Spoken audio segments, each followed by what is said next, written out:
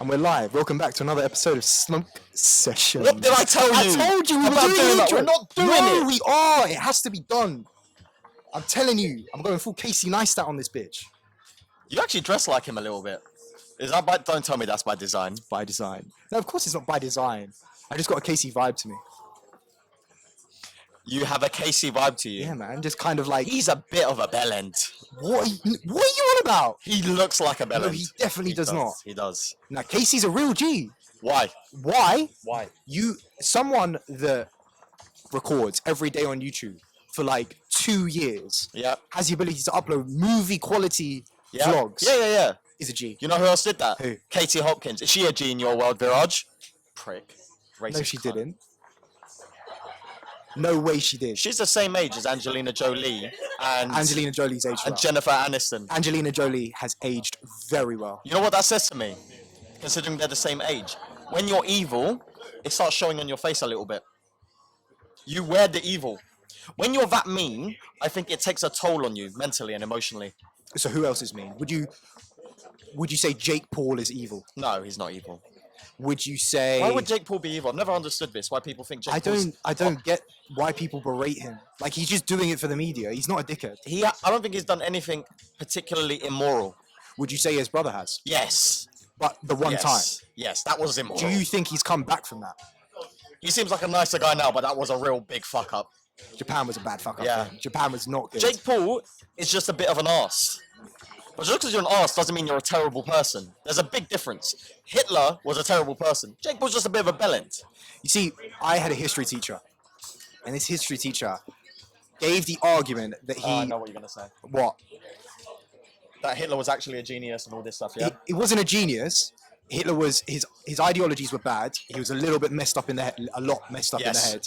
A lot messed up, yes. But he is one of the greatest orators the world has ever seen. Yes, he is. And that is one of the things that you cannot say against him. I don't condone anything that Hitler did. I think that it's horrible what happened. I think it's genuinely saddening for the human race. But to bring a nation together through fear and inspiration at the same time was fucking incredible. To convince half the population that it's okay to commit mass genocide, that takes incredible amount of persuasive skills. I genuinely don't know how he did it. And he was just some dude in the army. Well, he played to the fears and the angers of the population at the time. During that time before World War II, there was mass poverty in Germany, and there was a particular subculture growing in Germany at the time that had a particular distaste to the rest of the world because of World War I. Post-World War I, yeah. And he played to that. He did a very good job. And it's similar to what Trump did.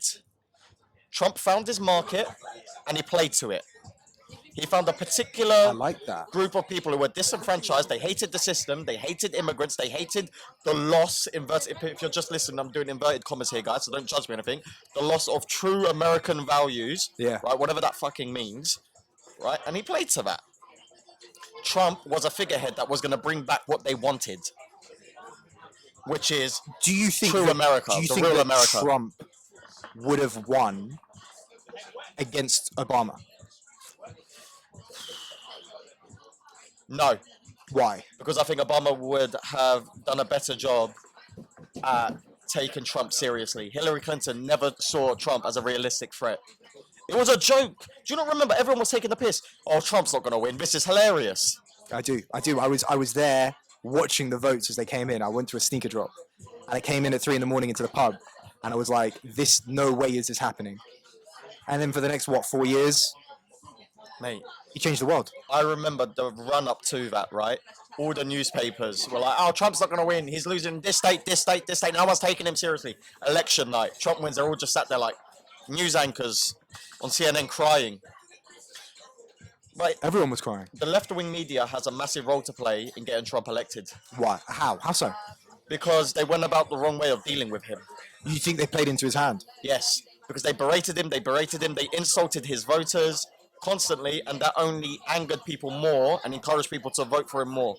Because voting for Trump, some people voted for him because they genuinely wanted Trump to win, they supported Trump, and other people voted because they were sick of the left-wing media. Define left-wing media. I mean, it defines itself. Media that generally supports left-wing ideologies, Right. liberal identity. Right. I do think Trump played the game well when he was in office. He changed politics. He completely changed politics. No president ever has done what he did. Well, And you know what? If you look at the stats, America's economy was on the up. Right up until COVID. If you look at the raw data, yeah. from what I understand, it was on track to be growing. But then again, you could make the argument for the economy always grows. You weren't in a recession.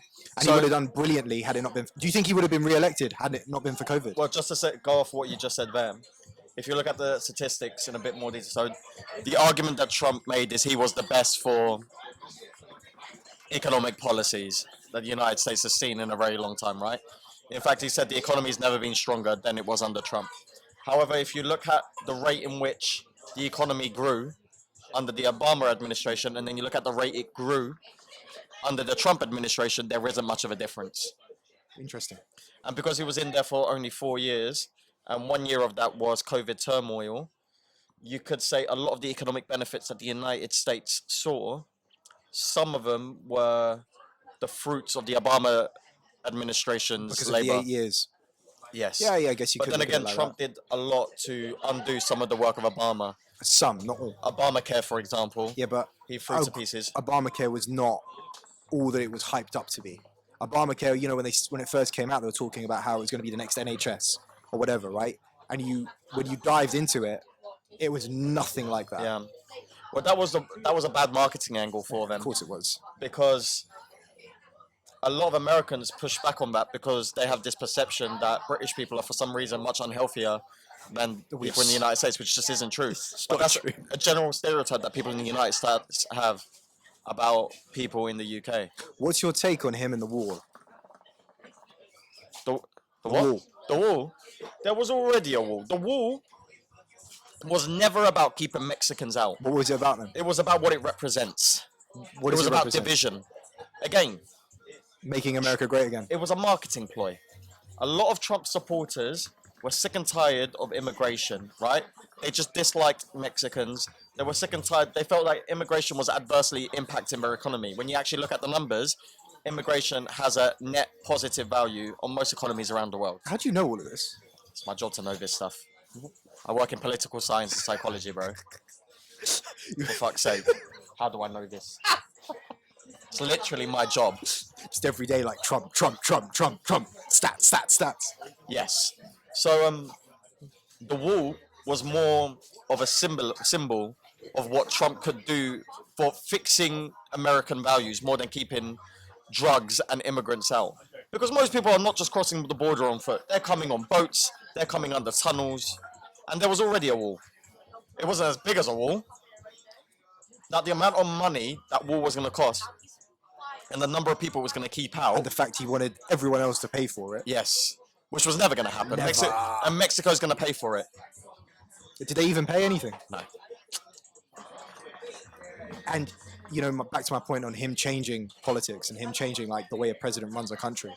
The fact that he basically made it a business was super intriguing. Well, it's not the first time that's happened in the United States. Who did it? Ronald Reagan. So Ronald Reagan, he was in power in the early 80s, I believe, and the 70s. Reagan wasn't the actor, was he? He was an actor. He was the actor. He was an actor who came into politics, similar to Trump, right? So Trump was a TV personality who came into politics. And Reagan had these bright ideas about Reaganomics. Have you heard of Reaganomics? I haven't heard of Reagan. I studied economics degree, never studied Reaganomics. So Reaganomics was economic policies that was meant to undo some of the economic turmoil that the United States was in at the time. In fact, it made it worse. And the economic policy fundamentally was very simple. Support the rich, fuck over the poor. And of course, we know, generally speaking, in societies, that doesn't work in the long term. Because you need upward mobility to keep a healthy economy. You just do, right? If the society is not performing under a meritocracy, then the whole thing falls apart. And that's going to create more public unrest. There's going to be more protests. There's going to be more people out of jobs. There's going to be more domestic violence. Everything hits the fan. And that's exactly what happened under Reaganomics. One of the main differences between the Trump era and the Reagan era is social media. So Trump it spread faster. Yes. And one of the trends we see in misinformation today is sometimes when a piece of misinformation is potent enough, misinformation can actually spread faster than accurate information on social media. On the topic of misinformation, right, and religion. Right, okay. Here we go. Here we go. Break out the old, break out the PhD. Why? My theory on why Islam is so misunderstood is the fact that we have social media, and the fact that things get across the world so much faster now Yes, okay. than they did. Like every religion and every way of life has gone through some sort of evil kind of time. Christianity with the Crusades potentially, and Hinduism's been through it. I'm sure other religions have been through it as well. But Islam is sitting right now as a very young religion in the grand scheme of the world, and social media pushes it, and people can come up with their own opinions on it, because that's what social media is for. But it doesn't help No. what the religion is. And the romantic element of Islam is a very romantic religion. Like you look at some of the aspects of it and you're like, wow, this is insane. I haven't read the Quran. I plan on reading it at some point, but it's weird. It's just a weird time to be in. Social media and everything that goes on with it. And like you can look at two sides of a coin so fast. You can put out something, it goes viral. Yeah.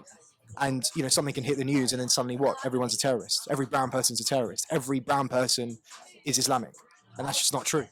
I'll give you, it's a very complicated issue, but I'll give you a few statistics which summarizes the issues concerning Islam in the media in particular. 17% of extremist attacks around the world are from Islamist groups. Just 17%. The vast majority of them are from far-right extremist groups. However, the media doesn't paint that narrative. Around 48% of sampled US citizens believe that Islam supports and Muslims support violence, whereas 95% of Muslims around the world, globally, believe that violence is never justified. So there's a disparity between what the Muslims believe and what non-Muslims believe about Islam, particularly in the United States. And in the middle, you have media portrayals of Islam. So something like 70% of news articles about Islam were surrounding violence, oppression of women, jihad, and these kind of topics. Right. So in the middle, you have a media machine that is propagating this false narrative surrounding what Islam is, and it's misrepresenting the views of Islam. And that's why you have this radicalized right who learn to hate Islam because of the media portrayals. And that's where they consume most of their media, is these media narratives.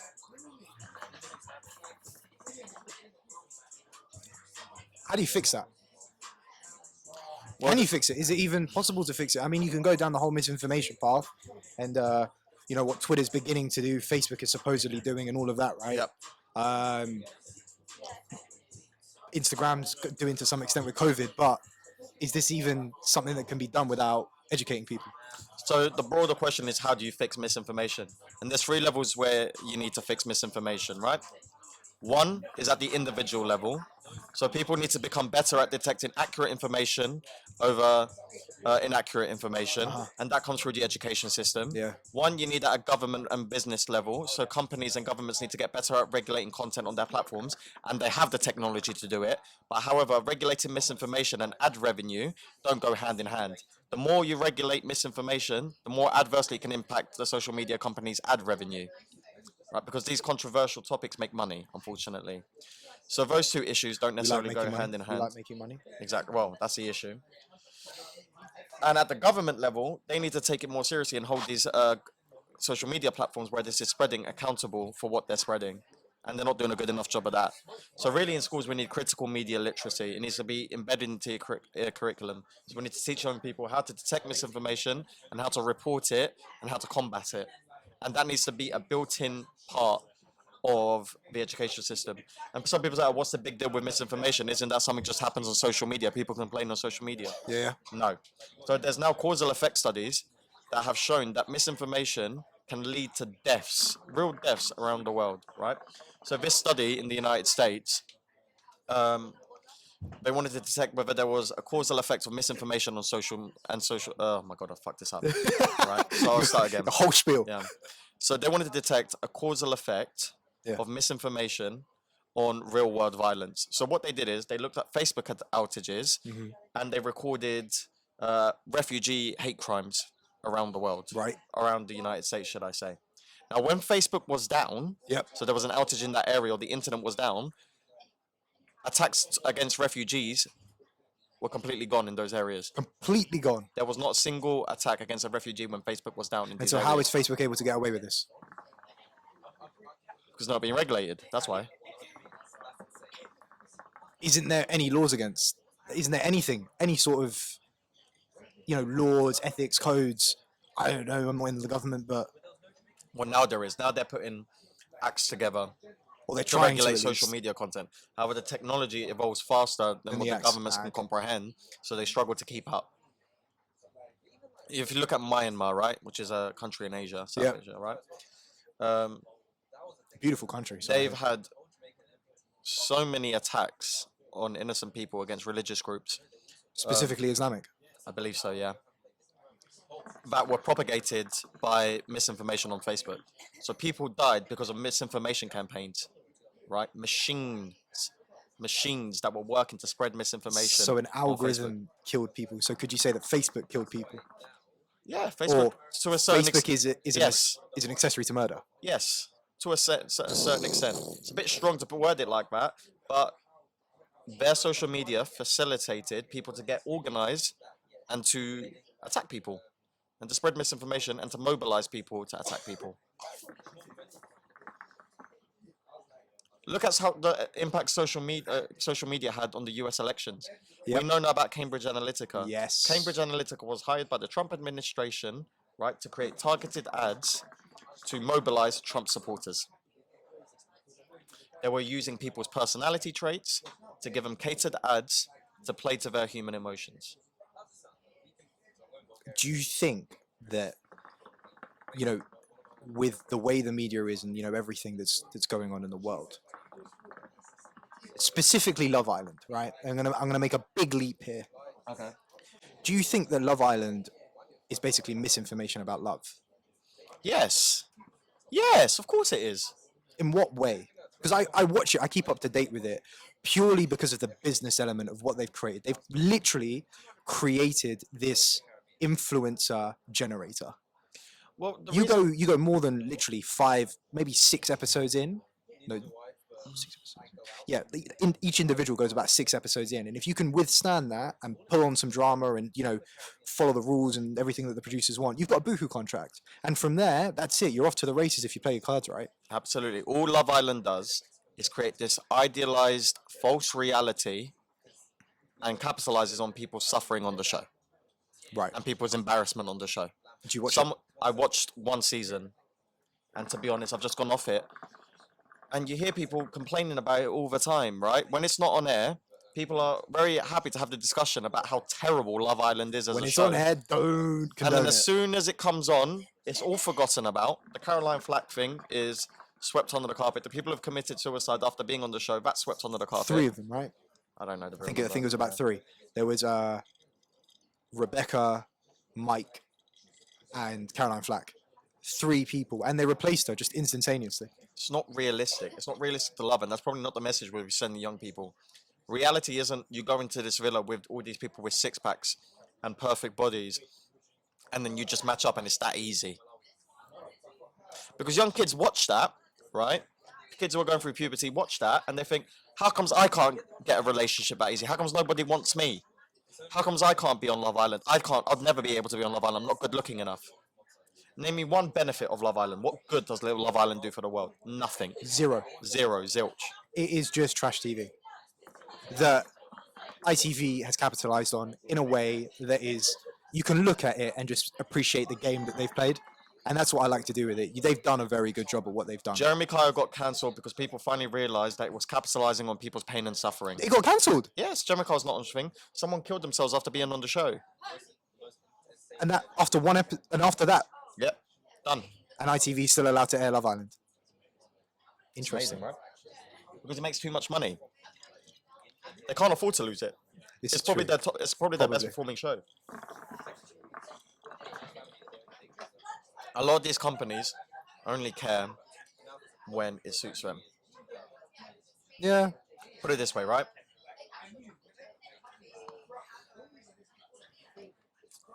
A lot BBC, a lot of these companies now are very happy.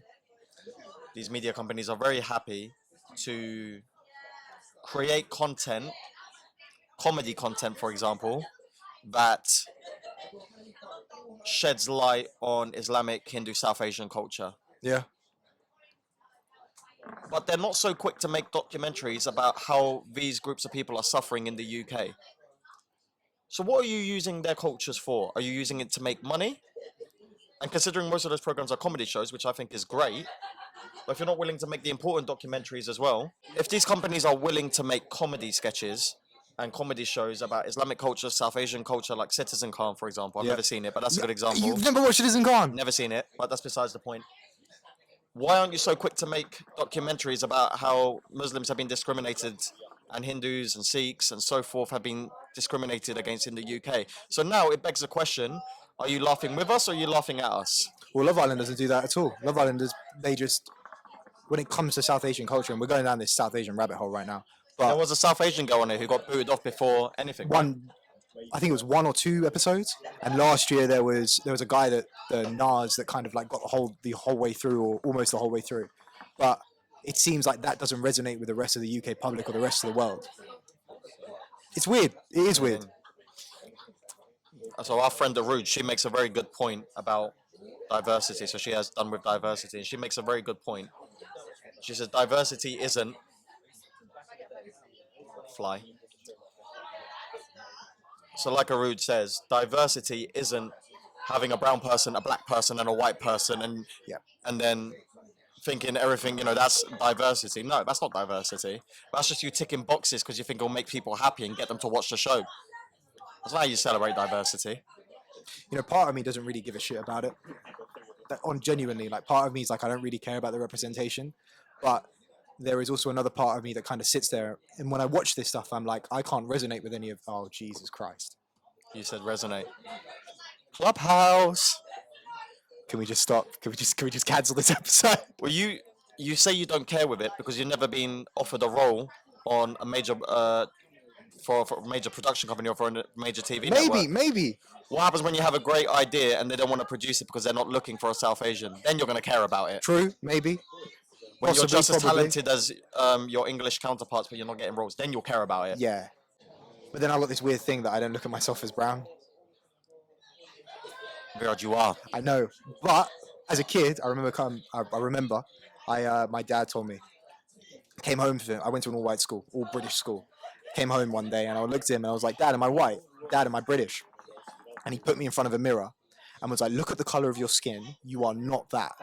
And I was like, I don't understand. And he goes, look, you're brown, you're Indian, you're of South Asian heritage. And I don't know, I can't really resonate always with, or kind of, Jesus man, we're going down this resonation path. Can't always resonate with South Asians and South Asian culture, but then sometimes I can. It's just this, maybe it's because I've grown up in an area where there aren't a lot. It would be nice to see people on TV that look like me. I had something like that. So when I was in primary school, it was predominantly English, and I used to feel embarrassed for not being English. I felt ashamed. I genuinely felt ashamed. I remember once, obviously I grew facial hair a lot quicker than some of the English kids in my school. Did you just grow the tash? And I started obsessively shaving, and I was cutting my skin because my skin wasn't ready to start shaving yet, and I was cutting my skin, basically really harming myself just so I could fit in. When I started growing leg hair, I started growing leg hair in like year 3. I started shaving them. Really? Yeah, because kids were taking the mick in PE. The girls in my class would go for my hairs. What do you mean? So like in year 3, 4, 5, I think, I remember, or maybe like year 7, I always used to have really hairy legs. Right. And like to take the mick in PE, I'd wear shorts. And for a long time, sorry, I'm fast forwarding, but they used to grab the hairs and pull them out, and that hurts. That's so bizarre that they did that. It was like this weird game. I don't know why. I can't even remember why it started happening, but it was just one of those things. And I was like, I didn't think anything of it. I just Yeah. put on trousers and then that's it.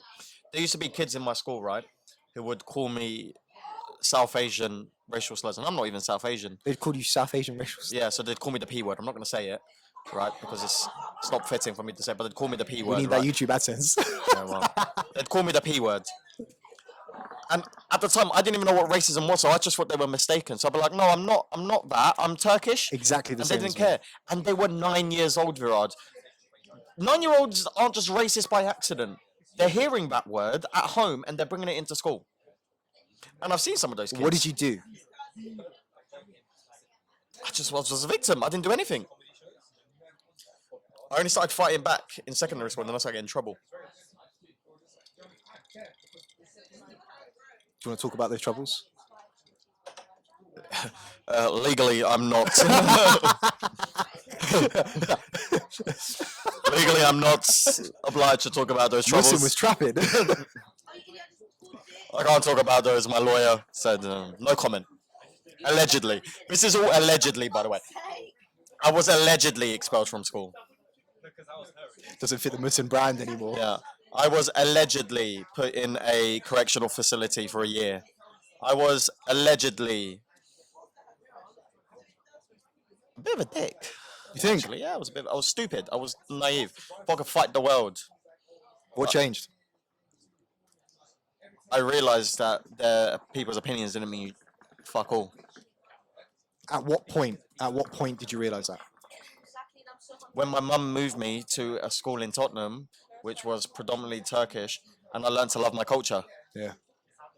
Before I moved to a school that was predominantly Turkish, I was embarrassed to be Turkish because I was growing up around English people and I was taught that being Turkish was something to be embarrassed by. But yeah, so that's what happened. I went to a secondary school in Tottenham and that was really a game changer for me. I love your jokes about Tottenham. They're the best. They're terrible jokes. I'm a terrible comedian. Never come to my show. If you're watching this and you're thinking about coming to one of my shows, don't come to my This is show. not reverse psychology. Just Don't plug come. the ad. I don't want plug you there. the ad. I don't want them there. I want to do Plug stand-up the by ad. myself. How are you going Hate to earn you any all. money from stand-up I don't if want to no earn one's money. there? I don't want to earn money. I want to die broke and then people to celebrate my art once I'm dead. Like that artist. Was it Van Gogh? Yeah, it was Van Gogh. Yeah, cool. And Picasso. And just Yeah. literally every other artist. Bad boys. But with Come NFTs, on. we can change that. Oh, I don't want to talk about NFTs. You haven't spoken about that in a while and I'm so happy. Crypto's down at the Oh, moment. God. Wait, give it a month and it'll be all back again. Jesus Christ. This is really good Jumeirah passion or whatever it's called. It's just sugar, Literally. but delicious. It's good sugar. You had a topic you wanted to discuss today with me. Yes. I want to discuss your perceptions of what love is. Now, I'm going to open the floor. I'm going to say what you've said to me a million times. And then I'm going to say, discuss. Let's do it. Okay. It's a touchy subject. Viraj. People are going to be divided on this. Yes. So, Viraj, your opinion is that you don't care if your girlfriend or your wife sleeps with other men. Discuss. You take that out of context slightly. Explain it. So my theory is I did a lot of thinking while I was in India by myself, not talking to anyone for a whole year. A lot of rewiring of who I was as a person and not falling into these societal life scripts that, you know, we somehow follow or end up following, like the whole Love Island business, and that is considered to be the way that we should go into relationships. And I got to this point where I was like, if I'm in a romantic relationship with someone and I trust them implicitly, we have a conversation about, you know, where our loyalties lie, where our trust is, you know, we have an open and honest relationship. I don't have an issue with my partner sleeping with other men or other women if she chooses to. The only thing that I would ask is that if that was to occur, you don't hide it from me. You come and have a conversation with me about it. See, continue. And I know it sounds odd, but who am I, even if I'm their partner, even if I am their husband, whatever, who am I to stop them from acting on certain, you know, sexual needs that they have that I can't fulfill? Like for the rest of your life, you're not gonna act on them because you supposedly can't. But what sexual need would you not be able to fulfill? I don't know. I haven't got into that stage. And look, this is all on the premise of the fact I haven't had a romantic relationship like that. Yeah. And you say it's gonna change, and I'm like, I've put myself in situations where I was in love, and I've tried to put myself back there with this same thought process. And I think in theory it works. However, in reality, it might be different. But this is my opinion right now, and that's subject to change. And I've always said that. I said it could change, but this is right now. I think your mind is going to change as soon as you find a girl that you really like. Why? It is mad.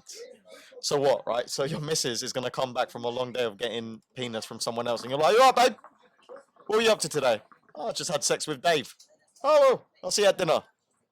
No, it wouldn't be like that. It would be exactly like that. No, it wouldn't be like that. What else is it going to be like? The likelihood of it occurring on a You're regular going to be basis. sat in a dark room drinking a whiskey, really doubting all of your life choices. Whiskey and a cigar, just looking into it. Imagine you're at home watching TV knowing, and you're going to have it in your head that your wife is having sex with someone else in that moment. Yeah, but why is that the way that we should live life? Why is that wrong? Because you love her, bruv. Yeah, And if I love her, cheating. no, it's not called cheating. That's It's called cheating if you break someone's trust. Isn't that the definition of cheating? You're looking at this in societal life scripts and the narrative that you've been fed. Yeah, some society life scripts are pretty good. I think monogamy is a pretty good idea. Is it monogamy though? Yes. Is it not monogamy, or whichever one it is? That is not a monogamous It's relationship. just sex sometimes. I'm not saying go on a full-on rampage. So it's different if she did it and she didn't tell you about it. Yeah, it's different then. Why? Because she lied. So it's not the sex, it's the lying. Yeah. But people lie every day. Yeah, but So it's what lying if- about that. But because Well, we've why had an about open that? because Because we've it's had sex. because we've had an open and honest relationship, and we've agreed to those terms. What if one time she told you she was at the petrol station when really she was at Nando's? Would you be heartbroken about that? No, as I'm well? not going to be heartbroken, dude. Exactly, because it's. I'm not going to be heartbroken. Would you leave her? No. So she has sex with someone and she didn't tell you. You wouldn't leave her. I'd have to understand the reasons why. If she was in love with the other guy, maybe this relationship isn't working. What if she was in love with you but someone else, as well? I haven't got that far. I haven't got that far in that thought process. This is a work in progress still. Okay, But so let's play that situation, right? So your missus is with you. She loves you, but she says, by the way, I still love Dave from secondary school a little bit. Great guy, but I'm with you. But I love him love in what capacity? the same way she loves you.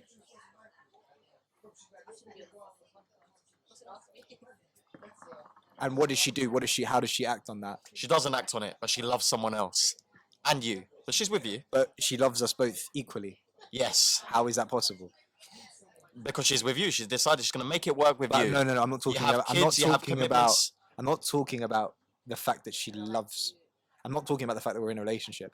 I'm talking about the fact, how is it possible to love two people equally, even though you're in a marriage with one? Viraj, this is your fucked up world, not mine, right? So let's just say it's true. Okay. She loves Dave, but she loves me as well. Yes, she Okay. loves Dave too. Well, let's have a conversation about it. What would you do about it? What can I do about it? Nothing. Would you stay with her? I'm not gonna like go to Dave and be like, dude, stop. I'll tell you what everyone else would do. What? They would leave her. And what? Leave the kids? Yes, Why? because You're gonna that's mess just up their what- life? No. If I still love the woman, and she wants to be with me still, I genuinely don't see the problem with this. Now this is the bit that I'm sure everyone's thinking like, yeah, so the rules apply to you as well. No, I choose not to. So you wouldn't sleep with Nope. someone else. Mad. I don't have that urge. So on a random Tuesday, when your wife Mary is out with Dave, doing everything that you can't do apparently, you're not gonna go out with Claire for a little cheeky night out. No, You're just gonna stay we're at not. home We're not wife and play swapping. No, PlayStation 5. I'm not like okay. I'm probably gonna not play PlayStation 5. I'll probably be doing something else. How would you feel if this was your situation one day and we all took the piss out of it? I wouldn't have an issue because we talked about it. I'm like, mate, your wife is getting piped by someone else. Yeah, so Whee! what? It's not the end of the fucking world. Oh, mate, I would be destroyed if that happened to me. Call me crazy. I'm the psycho one here. I think your mind is going to change as soon as you find someone that you love. And you know what? If it changes, great. If it doesn't change, great. But I'm always open for it to change. This is not set in stone. This is just my current thought process around this particular subject. Am I still going to treat her like a queen? What if she was a porn star? You want to go down this one? Yeah. I wouldn't have an issue. That, in my mind, is more understandable than if she wasn't a porn star. Why? Because at least that's her job. Okay. But it's still sex. No, it's not though, is it? Most porn stars aren't really enjoying themselves when they're on set. They're at work. How do you know that? Have you talked to a porn star before? I watched a Louis Theroux documentary, Viraj. Okay, and you think Louis Theroux is 100% right all the time? Yes, he is. That's a fact. And how dare you say any differently? I'd love if we could get Louis Theroux on this. Forget about that for a second. So your missus is a porn star. Yep. Yep. She does OnlyFans, all of that good stuff. She comes back from a long day of getting Big Dave's penis. It's different to Dave. Big Dave's a porn star. Yeah. She's working with Johnny Sims, having a great time. And then she comes home, and then you try and have sex with her. And she's like, I've had a long day of this. Yeah, so what? It's not the end of the world. Oh. Well, I wouldn't have a problem. If it's her job, like you say, it's okay. She's been to work. She's had a rough day. Literally. Okay. What if one of your friends was sleeping with your Now, missus? this is where it gets weird. Okay. This is where it gets weird. So finally. You want to sleep with Mary. Is that what you're saying? No, So I'm in a relationship. Ali wants to sleep with Mary. So editor Ali, manager Ali wants to sleep Yes. with Mary. And I would have an issue because I know you so well. Like we are literally, we spend all of our time together. Yep. I would have a slight problem at this current moment in time if you were to make advances onto Not me, her. Manager Ali. Manager Ali was to make Say that very advances. clear. Manager Ali was to make advances onto Mary. Now, if it was Mary's idea, I don't think I'd have a problem. Mary's a bit of a bitch, to be honest. I don't think Mary's very good for you. Well, who should we get instead? Mary's very merry these days. What, so you think I'm crazy? In this instance, I think this is wild. Yes. This is why I don't talk about this particular topic often. Yeah. Shame. What, you going to start throwing rocks at me now? Yeah, you're the village witch. Vi- But so what you're saying is, it's only unethical if your mate makes the first move. But if your missus makes the first move, And she talked to me about it, and she's had an open and honest conversation about it, yeah. so as long as you know the piping is happening, you don't have any problem with the piping happening. All right. Would you want to have conversations about it? Yeah. Oh, mate. Is that wrong? Manager Ali turns around to you and says, Not with Manager Ali. if Manager Ali's No, piping Mary, I'll have a wife. conversation with Mary. So if Manager Ali turned around to you, mate, oh, Mary's got some great boobs, doesn't she? This particular about friends sleeping with Mary, I haven't completely figured out yet. I still have some thinking to do around it. And the way you make it sound, I feel like this is at this point it gets a little bit too weird. My head's going to be in a weird space. I tell you what, if you go on group holidays, you get to save on the hotel rooms, don't you? Everyone can just share a room. What if they wanted to have a threesome? Nah, it ain't happening. What, my friends want to have a threesome with my wife? Yeah, what if No, it's not happening. you, Manager Ali, and Mary? Nah, Really? I have no incentive. No, I have no. No, nah, it's not for me, mate. Mary and How's that any Mary, different? Mary and Susie and myself. If Nah, anything, that's a little bit better because at least you're involved. yeah, it's just not my cup of tea, mate. Wild stuff, Viraj. What can I say? Wild person. Maybe this is a little bit of like the old Viraj coming out, V coming through, and he's kind of like sat there. Mia, can I grab a cold change, please? We can edit it out. Don't worry, sweetheart. Maybe this is just me at me at a weird spot in my life, and maybe I've done too much thinking and gone too deep because I've been by myself for too long. I think you're gonna feel very differently once you find your missus. Maybe not.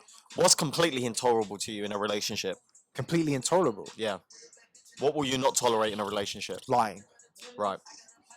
No matter how big or small. Yeah, because there's just no need. Okay. At what point do you separate?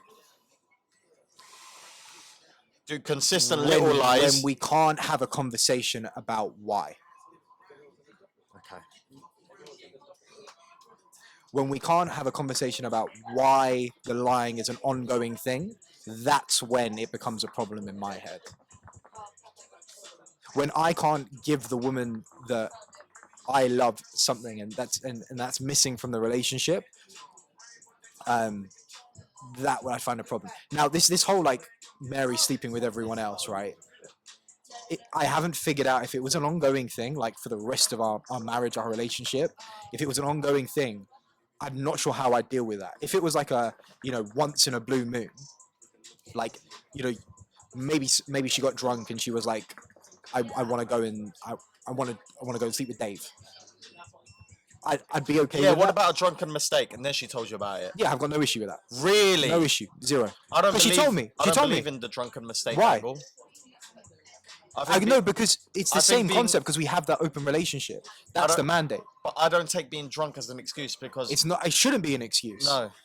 But if I can say in a clean state of mind, you make the same decision than when you're drunk, but you still have the conversation. It's all about having the conversation in my head. If you can have the conversation, you can own up to your actions. And if she wants to think of it as a mistake, okay, cool. If she doesn't, okay, fine. Now, in an ideal world, does she just sleep with you, or is it are you indifferent? What's an ideal world? What's an ideal world for Viraj, Acharya? I think in an ideal world, we have an exclusive relationship. But is it the end of the world? No. What if she didn't want to have sex with you at all? Then that would be a problem. Ah! That's where things get. I love finding the holes in this logic. A little bit. Why is that a hole in the logic? Because how is that any different? Because she's fundamentally just sleeping with other people. So the philosophy here is, it's fine if she sleeps with other people as long as you get some as well.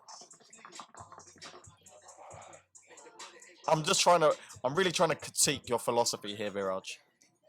The fundamental aspect of the philosophy you said is, if I get some, as long as I get some, it's okay. Yeah. Isn't that the philosophy that you're narrating here? Because how is it any different? Different from what, though? To her, she's still going to sleep with other people. Yeah, so she doesn't want to sleep with you. How's that any different? What's the fundamental problem there? There isn't one, I guess. Yeah. And she's not saying you can't sleep with other people if you're in this open, transparent relationship. No, I choose not to. Yeah, and so she chooses not to sleep with you. So no, I think for me that gets a little bit, because I find her attractive in that way. I find her attractive where I'd want to engage in sexual activities with her. Yeah, so with that in mind, I think you'll slowly start realizing when you do fall in love that sex is a lot more important than you're giving it credit for. When I have a girlfriend, and if I have a girlfriend or a boyfriend, I'm not. You never know. I'm not that way inclined. Yeah. That's not. Everyone's a little bit gay. Nah, that's not my cup of tea. Nothing wrong with it, but just not my cup of tea. None. Don't like them. No. Not racist. Just don't like them. That's what you just said there. No. I did not say that in any way. Cancel Viraj now. Jesus, man. Cancel him. He's a piece of shit. Look for his Facebook posts. He probably still hasn't deleted some of them. My Facebook's clean, mate. My Facebook's fucking clean. Don't worry about it. If it changes, it changes, and I'm open for it to change. But you know what? I'd love to have this conversation when I'm in a relationship as well. And that's my point. Is that I'm always open to having the conversation. I want to have the conversation.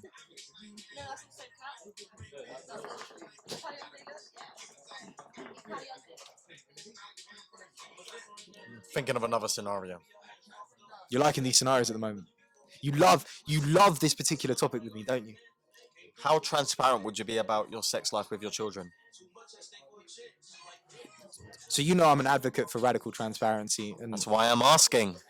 radical transparency has boundaries, and I figured that out the hard way. So it depends on the age. And would I have an open conversation around, like, how me and your mum have sex? Not my mum. Not your mum, but How dare you? how their mum. Yeah. Mum. I'm not sleeping with your mum. No, I wouldn't do that. That goes against the principles of the whole. But I'd probably have some sort of conversation about them with them. I'd be open to the fact that we have sex. Like, there's nothing wrong with that. Okay. You just got another question in my mind.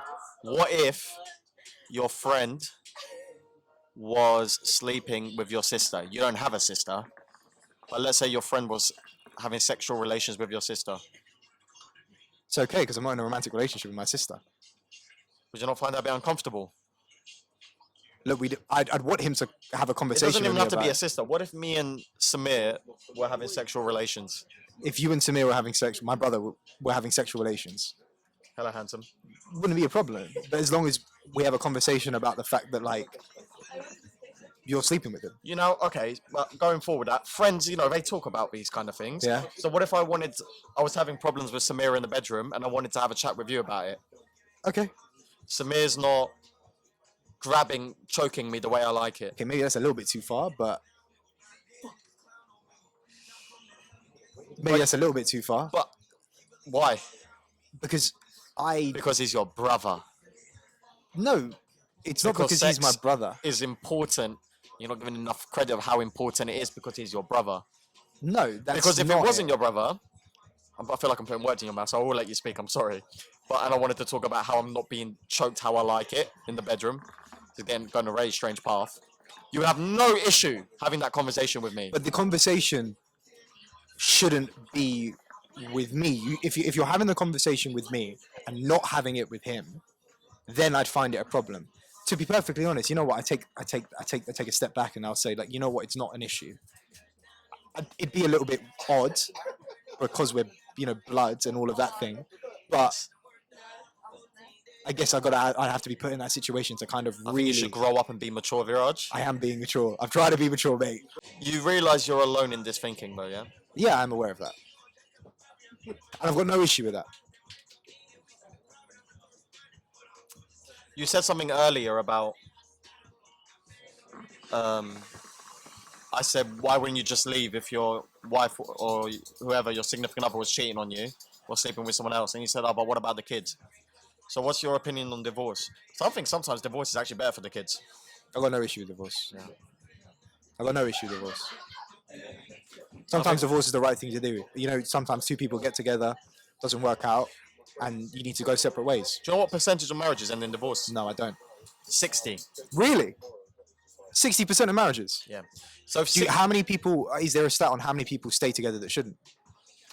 I don't know that one. But if 60% are getting divorced, how many of them are unhappy? And so being happy and married is quite rare.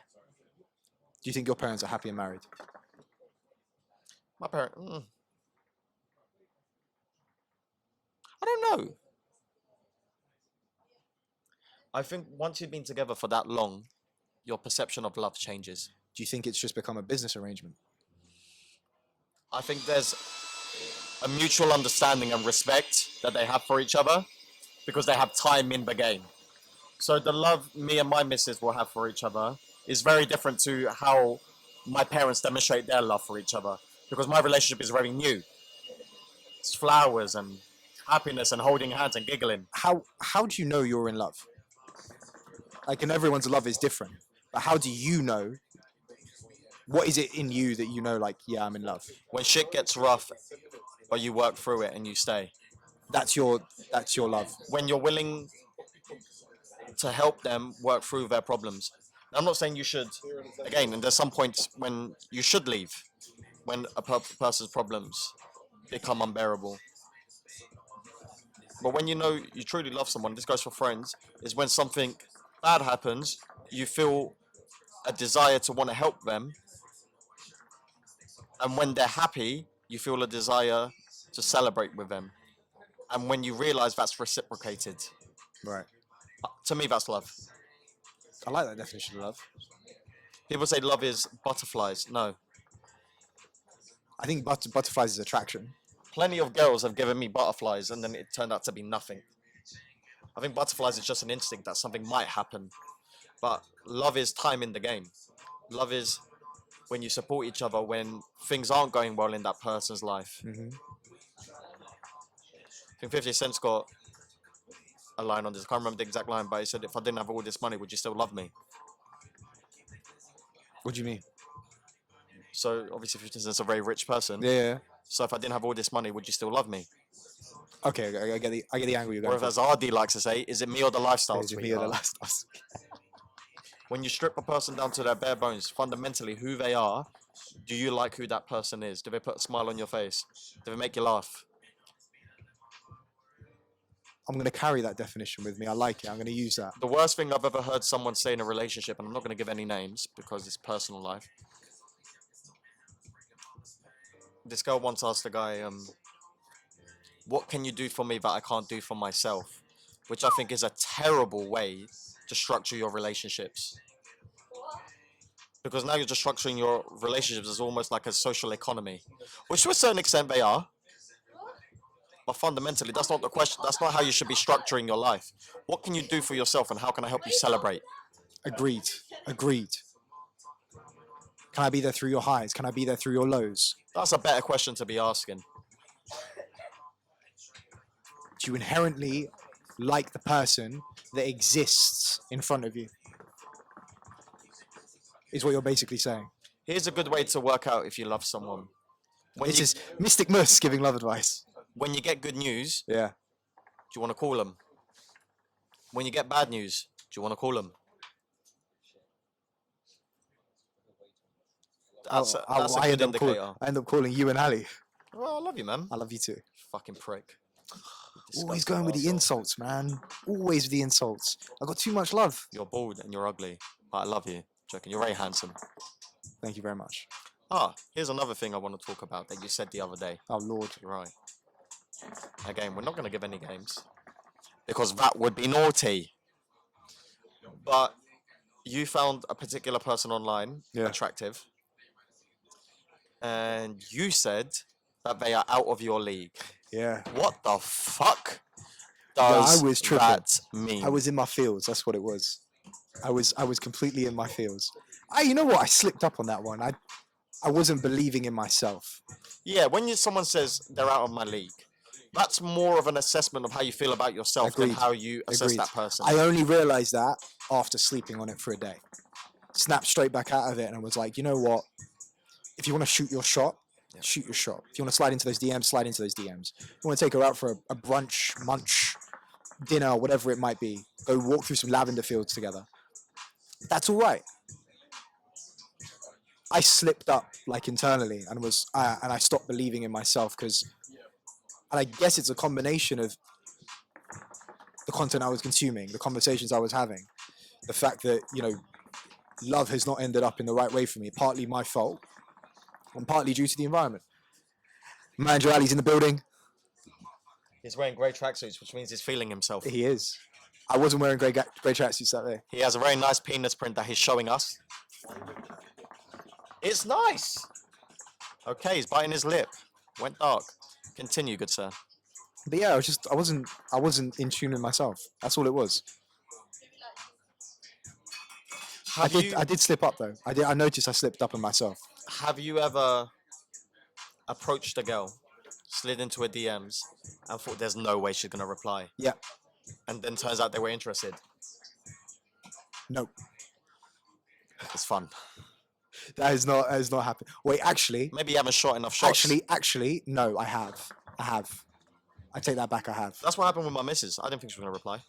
In fact, You didn't think she was going to reply? No. In fact, Mo, our good friend from Jumeirah Lounge, plug, he told me not to even bother messaging her because he didn't think she'd reply. But what reason did you have for her not replying? Because, again, I thought I had this weird thing in my head. She's probably out my league. She probably gets thousands of these DMs a day. Yeah, but the DM that you slid in with was legendary. Phenomenal. Legendary. One day I'll post it. 100%. I've used that line and it has worked. That was a shit high five. It's a good connection. That was a good... Oh my god, look at the elbow, look at the elbow. Yes! It's epic line. It is, genuinely. It's a nice little paragraph. Choice of options. I don't think there's such a thing as out of your league. I just think there's lack of opportunity. Now, is Bella Hadid out of my league? No. It's just a lack of opportunity. I don't know her. If I DM'd her, You're not in the same there's circles. going to be a million of those DMs. She's probably not going to see it. But I don't think anyone's out of anyone's league. I think people have types, and they go for their types. Have you ever broken that and actively gone against it? What do you mean? Your type, the type of individual that you're attracted to aesthetically, have you gone against that? No. What I've done is I've pursued relationships with individuals that were completely based on physical attraction and had very little to do with how I genuinely felt about them. Right. I wasn't into their personality. I was being shallow. I've never ventured outside of my type. My aesthetic type. What about personality type? No, because I think the personality type, the person that I'm attracted to, I think that works. I think that they're genuinely nice human beings. That's what I try and find. Or try and look for. I've gone out with girls because I was attracted to them and we've just been sat there in painful silence and I'm really working to have a conversation. And what do you do in those situations? Like, suffer. Why? Shallow. I was being shallow. Shallow for who? Yourself? I was just attracted to her and I thought that was enough. And believe me, it's not. Did you, in the relationship, did you just dead it off? Yes. It didn't work out. It never does. But how long into it did you realise that? How long did you suffer for? This has happened on more than one occasion. The longest I've gone on with this is like 5 months. 5 months of your life? On and off, yeah. God damn. Stupid, really. It is. Very stupid. Right, we've done about an hour. Probably. Want to wrap it up? This up? Go on, roll the credits. Plug Fuck the ad. off. Plug the ad. Come to 1 Minute Smoke, the podcast. Not the podcast. Take 2. Come to 1 Minute Smoke, the show, August 19th. Ticket link in the 1 Minute Smoke Instagram bio and in my personal bio. Suck your mum and be there. Bye. It's a great time. Come enjoy. Have a blast. It's an experience. Don't it's do not drugs just a night out. unless they're free. Come to the after party. Your parents don't love you. They regretted having you. Bye.